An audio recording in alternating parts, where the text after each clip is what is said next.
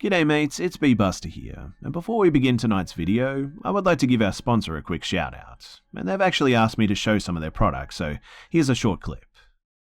Introducing a revolution in gaming, FootMouse, the first science-based gaming mouse made for feet. I've been using FootMouse since 2017, but not Wait a second, stop the video. What the heck is this? Who gave me this? What the... So guys, tonight's sponsorship is actually brought to you by your boy, Raid Shadow Legends. And have you guys played this game yet? If you have been, and as you can see here in my gameplay, most of us get thoroughly owned by the clan boss. Thankfully though, some of you guys recently came into my clan and we were able to down the clan boss, on easy at least.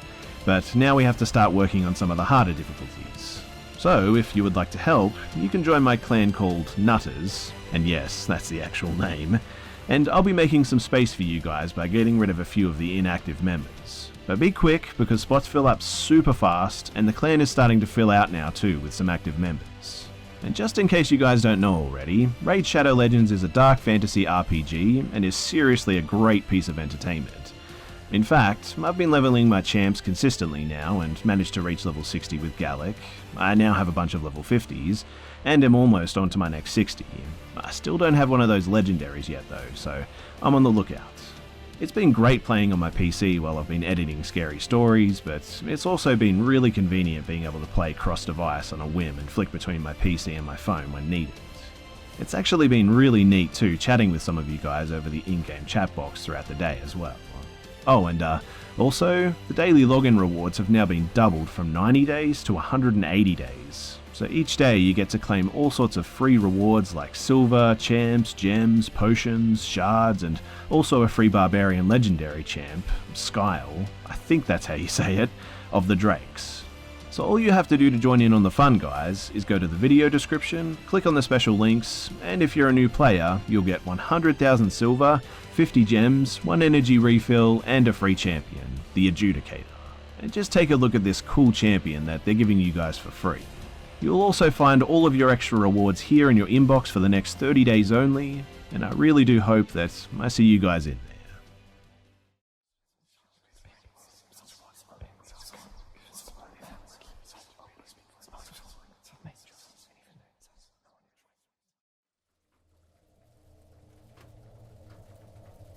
I'm a 17-year-old guy currently living in Phoenix, Arizona. This incident took place around 6 months ago on an overnight trip into the Superstition Mountains, which are about an hour's drive east of Phoenix. I'm not going to specify the exact trail because I've been doing this stuff long enough to realize what happens when you post stuff on the internet. But whether it's a good trail, abandoned mine, ghosts, or whatever it may be, people come flocking and usually with a lot of trash and loud music. So, this particular trail I was taking was an 8-mile loop through a canyon. It was a pretty simple in and out overnight trip. I had planned to go with my friend, but my last minute cancel on his part left me on my own. So, with a packed bag and a car ready to go, I just decided to go on my own. Not leaving the house on time though, and some trouble navigating rough forest roads. I didn't arrive to the trailhead until, I would say, around 5:45, which, for those of you who don't backpack, this is a very big no-no. I still had a 4-mile hike until I arrived at my planned camping spot, and it was getting dark quickly, so I figured that if I moved quick enough that I could get at least 2 to 3 miles in before I had to find a spot. This strategy, though, left me hiking in a very dark trail on my own with about 15 miles of dirt road between me and pretty much anything else. Hiking in the dark by itself is scary enough, though, especially for where I was and also being on my own like that. But eventually it got so dark that I could only really see where my headlamp was pointing, and that's when I figured that I needed to stop and get a camp set up, with only using the headlamp as my light source and trying to move quickly. I ended up in a less than ideal spot, but there were some burnt pieces of wood and the remains of a fire circle, so it looked like people had been there before, but definitely not recently. My first priority, though, was to get a fire going, so I scanned the area around me and was able to find some dry wood, and I got the fire going. I got my tarp set up and I cracked open a can of chili mac that I'd brought for myself and was very much looking forward to eating. I was feeling good too. My camp was set up and my food was on the fire. In fact, the feeling of uneasiness from the hike in had almost gone away, but it was still sort of there. Side effect of camping alone in remote areas, though, I thought. Now, to fully understand what happened, I have to explain how my camp was set up.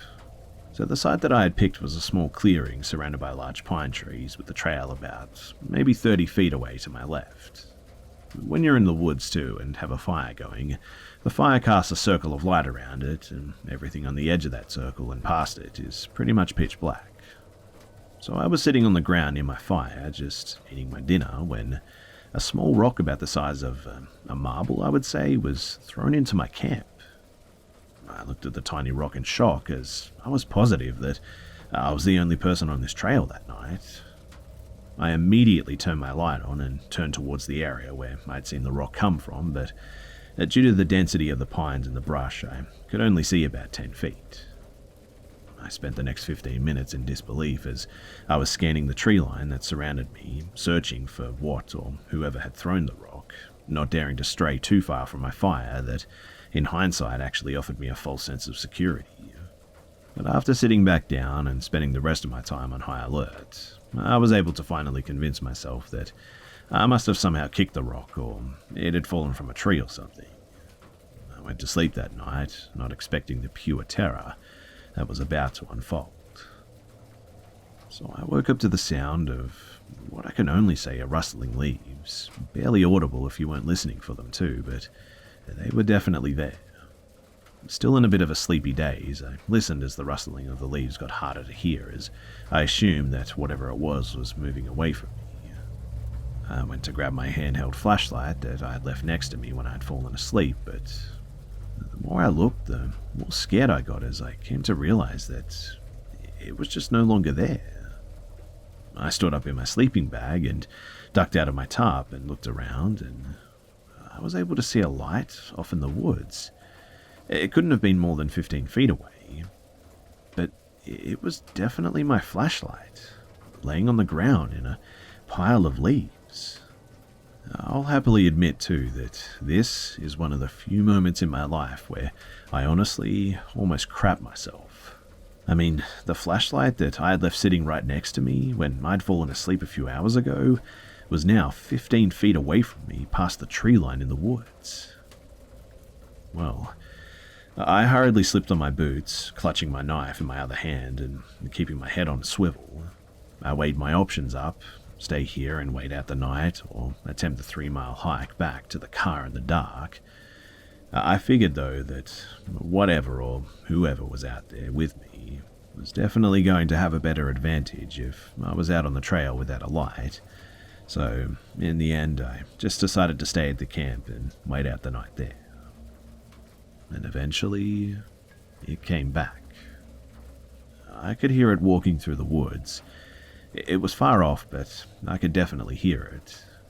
And it sounded like someone leisurely walking, like they were on a stroll without a care in the world. Sometimes it would walk far away and I would lose the sound of its steps, but then maybe an hour later, or maybe 2, it would return, still faint as ever. This must have gone on for at least 3 to 4 hours too, until then I listened to the steps get closer and closer, until they must have been about only 7 feet away from me.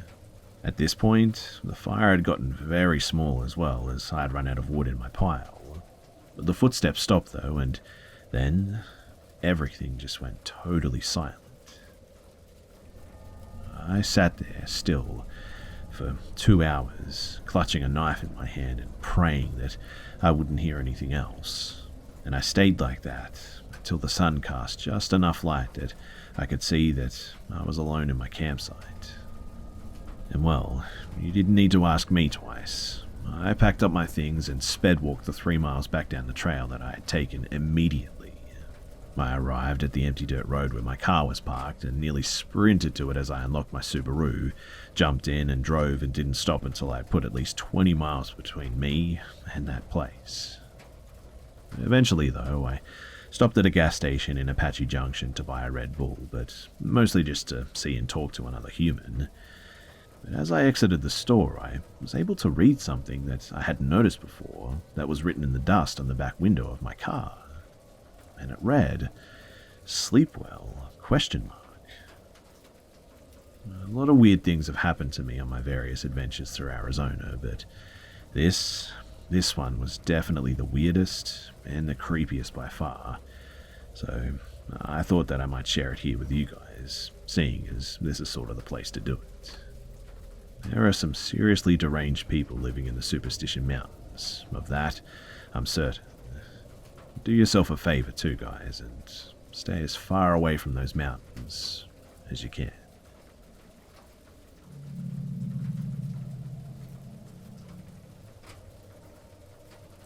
I had gotten out of an 8-year abusive relationship and met someone on a popular online dating app. To be honest, I wasn't looking for anything serious, but just someone to go watch a movie or have a drink with every now and then. I had 2 boys and was happy living a peaceful life of my own after going through hell. So I met this guy who is just a couple of years older than me, and he had turned his life around. When he was younger, he used to be in gangs and drugs, and now he was into working out and staying really fit and doing family stuff. I guess you can say that I felt protected by him. He was a hard worker, self-sufficient, had a son, and he loved going to the gym every day. And I mean, I myself had kind of a crazy past, but overcame, and so we seemed like a good fit. We would go to dinner, movies, normal dating stuff, but he eventually wanted to spend more and more time together, and I was having trouble giving up all of my free time for him, and he would get angry about this, like really angry. After being with a controlling and possessive person, this was obviously a red flag, and after 3 months, I told him that I didn't want to see him anymore. He said that he needed to confess something to me though, and he admitted that he was using steroids and that was the reason for his mood swings. He cried and said that he was sure that that was the reason, and was even willing to stop if it meant that he could have another chance, and I obliged, but only under the condition that we remained friends. Things were okay for a while too. We saw each other maybe every other week, I would say, and he started wanting to see me every week, to which I told him that I wasn't interested in being anything other than friends at that moment anyway, since I wasn't ready for a relationship. He tried to talk me into giving him another chance, but I just didn't find myself interested in him in a romantic way, and so I insisted that we just be friends. In the end, though, I just stopped talking to him because I got mad at his insistence that we'll still talk every day, since he said that that's what friends do. He would always ask about my whereabouts and ask for pictures of who I was hanging out with, and I told him that this is not what friends do, but he just insisted that he just innocently wanted to see what I was up to. Fast forward 6 months later, though, and I hadn't spoken to him at all within that time. I was happy and living my life, and on one particular night when my younger son was at his dad's, I went out to a local bar with some friends. My oldest son, who was 13 at the time, was home alone, so I left a little bit early to make it home around 10 p.m. I lay down in bed and I go to sleep. So, a little info on my living situation too. I'd been living in my condo for almost a year at this point, and we lived in a great, safe community, and I would leave my patio sliding glass door open quite often, screen closed obviously, to get a breeze at night, which was no big deal.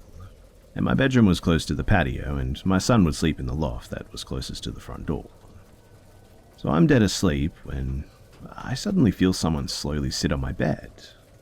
I'm laying in bed wondering why my son would come and sit on my bed so slowly. He wouldn't. I turn around and it's not him. It's actually my friend laying down in bed next to me. I sit up and ask him how he got in. He's not answering me. He says, "I need to talk to you," and I said, "Okay, when you need to talk to someone, you don't just sneak into someone's room. You call them, you leave a note for them, literally anything but this." All the while, I'm thinking to myself, I'm going to kill my kid for letting him in like this. And he said, "I didn't have your number anymore. I needed to talk to you before it's too late."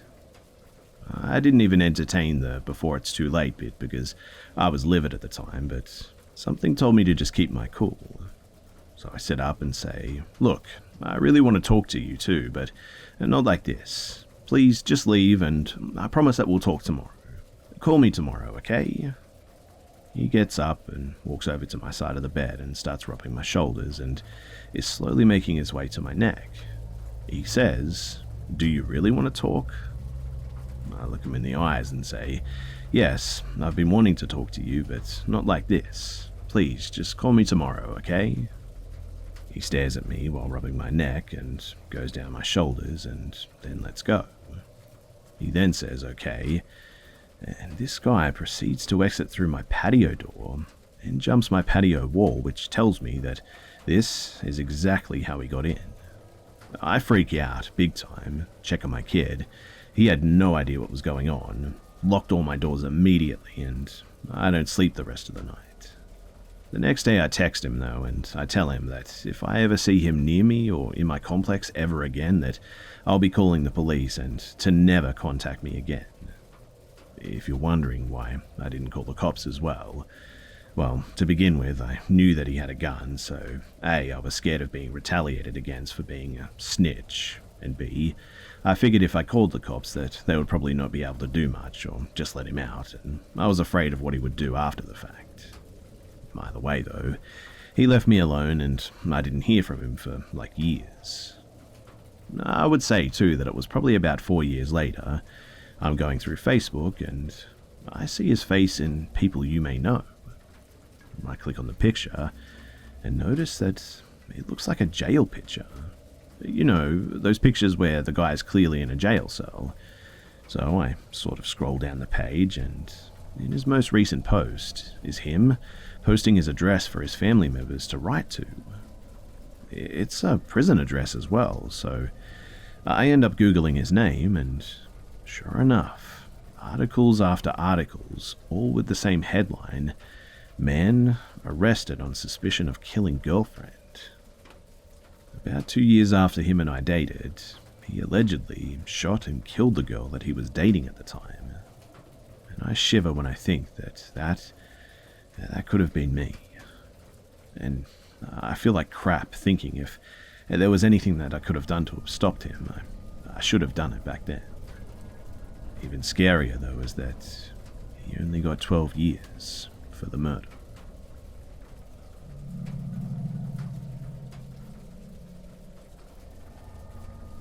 Last year, after a blissful first year of living in a new apartment, all on my own for the first time as well, a man moved in next door that I will never forget. So the layout of my apartment is pretty crucial to understanding this incident. The most important part is that my balcony and his balcony are only partially separated by a wall. There's a solid 2-foot gap in which you can actually easily walk from one side to the other. For context too, I previously had a very lovely woman living next door for the entire first year that I lived there, who never crossed this balcony threshold without being explicitly invited. I only throw this in there so that you can understand that I wasn't previously concerned about someone infiltrating my space. So the first time that I met this new neighbor though, he was unloading some groceries from his massive truck into the assigned parking spot next to mine. As I was driving up, he and a girl that I assumed to be his girlfriend were unloading boxes from Costco.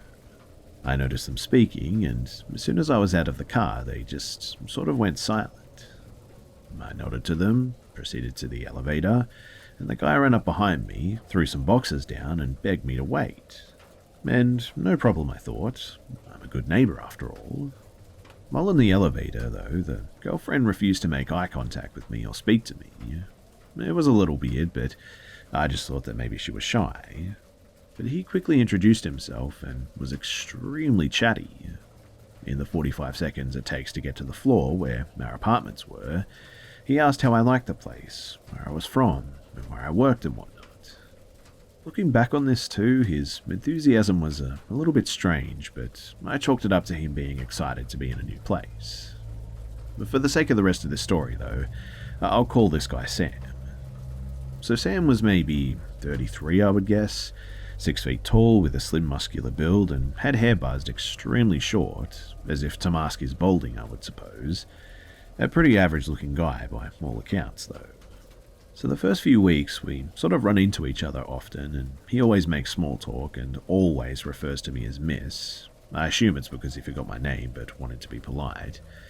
I almost never see his girlfriend after the first night, but occasionally I can hear him talking to a lady in his apartment as the walls are reasonably thin. One night though, about 3 months after Sam moved in, my boyfriend is spending the night and we're watching movies on the couch. It's maybe 11:30 at night.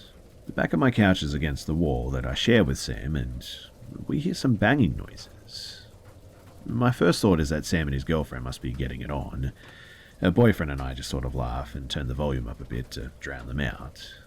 But then, in addition to the banging, the neighbours begin screaming. We can hear objects being thrown, glass shattered. The words are muffled, but there is distinctively anger and crying going on for sure. My boyfriend, gem that he is, steps onto the semi-shared balcony and in his loudest voice yells over, without crossing into Sam's balcony, mind you, "Everything okay over there?"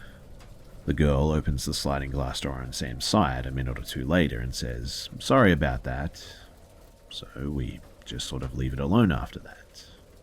I'm concerned for sure, but we have no idea what actually happened, and so we just decide to go to bed. A big mistake, I know.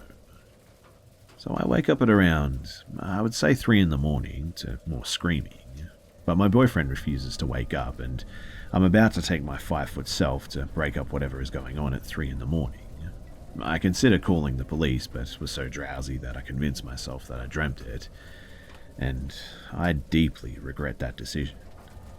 The next morning, I woke up to some terrible personal news, an entirely unrelated death of a friend, and pretty much put the events of that night on the back burner. What I mean by this is that I didn't forget it, but it also just wasn't on my mind at the time.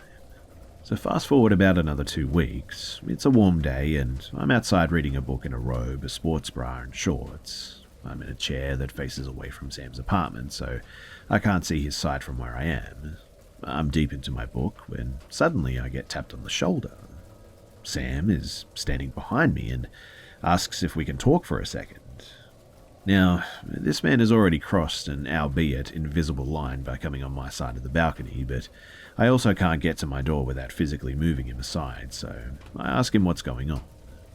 He told me that it was his birthday and asked if I knew where to get some weed because I seem like the girl who knows how to have a good time. As we live in a state where weed is legal, I told him that I'm sure Google would provide the best dispensary in the area, but I personally didn't have any. He proceeds to tell me how drunk he got last night, and at this point I'm itching for an exit.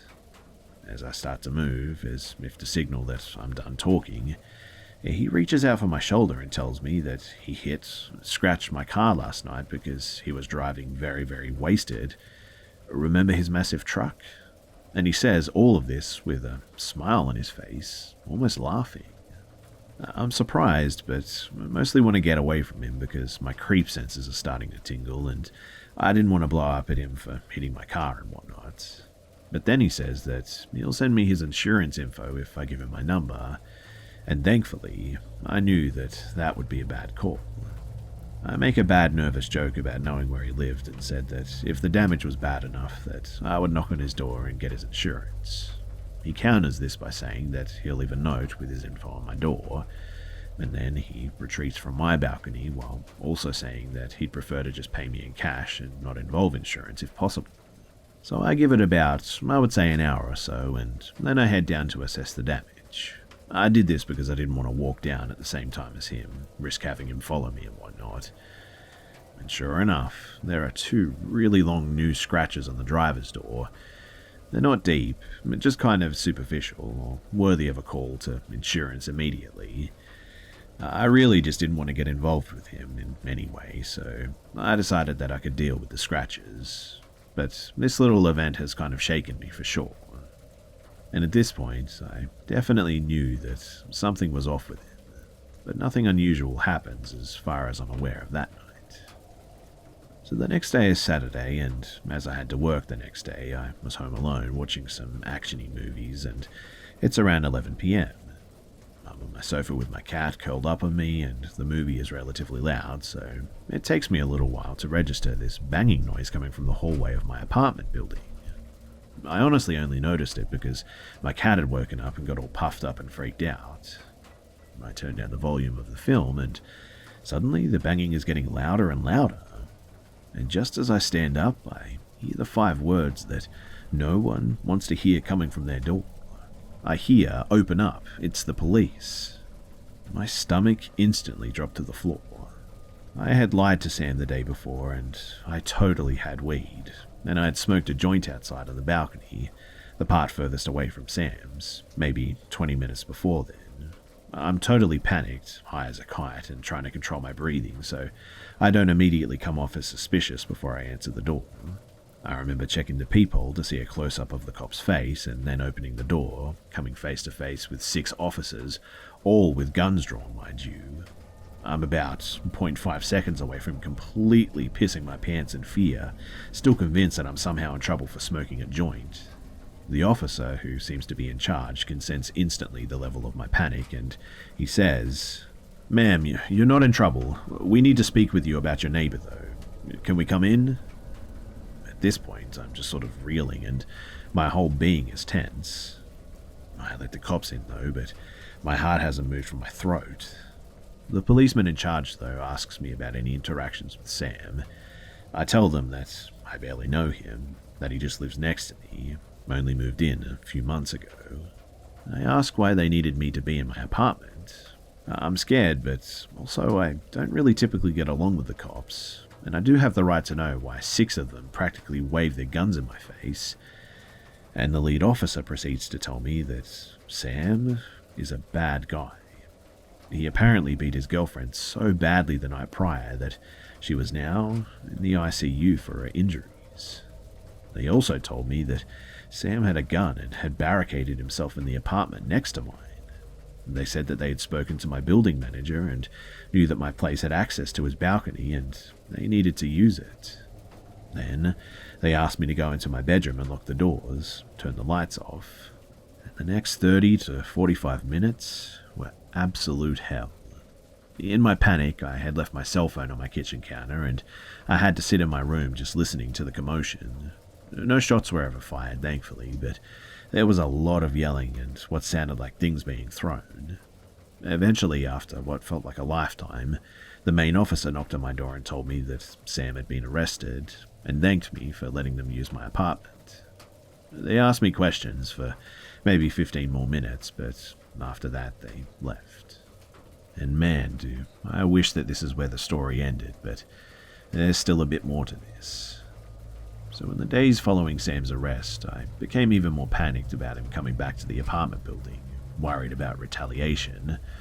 I hadn't said anything to the police to technically incriminate him. I had proof of nothing, in fact, except his word that he was the one who scratched my car, but I didn't tell them about the night my boyfriend and I heard them fight. About 5 days later, Sam reappeared at the building as I was coming home from work one evening. He tried to approach me, but the elevator shut just as he was running to catch it, and my whole body got tense, like the feeling when you get when you come close to getting in a car accident but narrowly avoid it. I stayed off my balcony entirely from this point, though, and always kept the curtains closed. We didn't speak or really even see each other at all for another few weeks, and then we had our final interaction. So Sam stopped me in the parking lot one night, running after me as I was about to get into the elevator. He begged me to tell him why I let the cops in that night, and I told him the honest truth, that I was stoned, didn't know what to do, and had a bad history with cops. This is all true, mind you, and again I was concerned about him trying to retaliate. He then got pretty upset and kept trying to repeat the question, obviously wanting a different answer.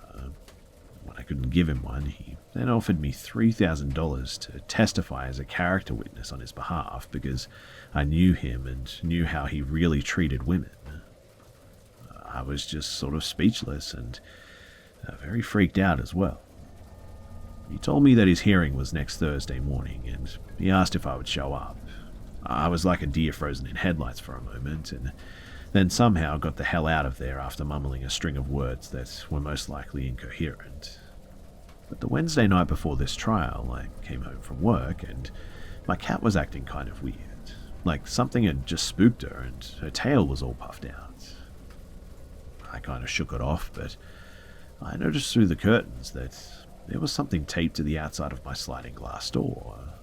And apparently, Sam had left a post-it with his phone number and name, and underneath, "I'm counting on you." Needless to say, I never showed up.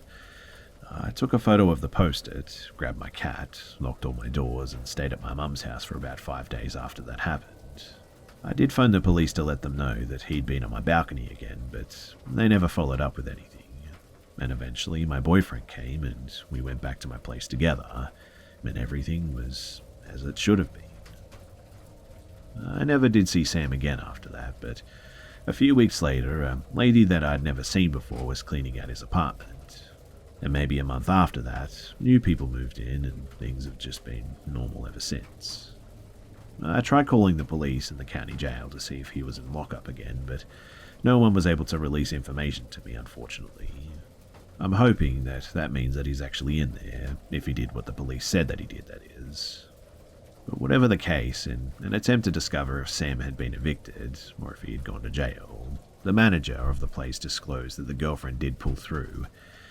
I never knew her name, so I couldn't actually follow up with trying to see if she was okay with the local hospitals.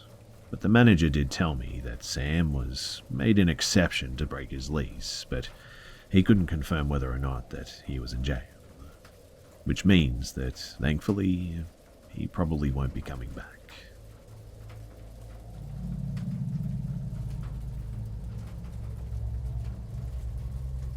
My mum's side of the family has always been far more close and extensive, more of a community than my dad's side, because they live all in one region and most of them stay there for their entire lives.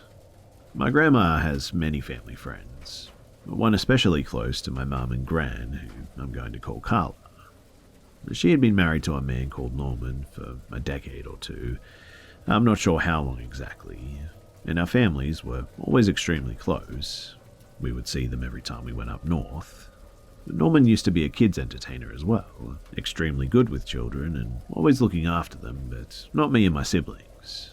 My dad, after living in a crap hole for 17 years, didn't trust anyone alone or even supervising with his kids, and was extremely protective, even with close family members, which, man, am I glad for now.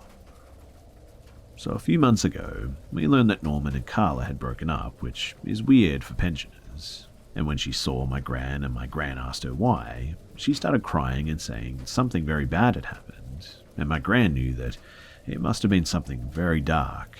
She could just tell. In the present, me and my mum and my aunt are in our villa in Europe when my uncle texts the group chat with an article saying that Norman had been arrested for molesting a child from ages 4 to 16, aka he was sexually assaulting them for more than a decade, and also found CP on his laptop. Bearing in mind, Carla had no idea that she was with a pedophile, and now could clearly make sense of why his 2 children were estranged from him, although never proven. But she had left her children and grandchildren alone with him. Many people had, in fact, and at ages where they were probably too young to remember. So we may never know the extent of the amount of assaults that took place, but no one, and I mean no one, expected this man to be a pedophile. Literally, everyone thought that he was just a really great guy. My dad then said a few days after it came out that he wanted to babysit me and my younger sister when we were 4 or 5, when my dad was going to a party one day. But my dad's alarm bells went off for some reason, saying that he had felt the same way that he had when Jimmy Seville's assistant told him that Jimmy was a bad man. That's another story. And so in the end, he said no, and never ended up going to this party. But I shudder just imagining what may have happened if he hadn't have listened to his instincts, and it honestly just makes me feel sick. I guess it just goes to show that your gut feeling is right sometimes, and that my dad, he truly is a great dad.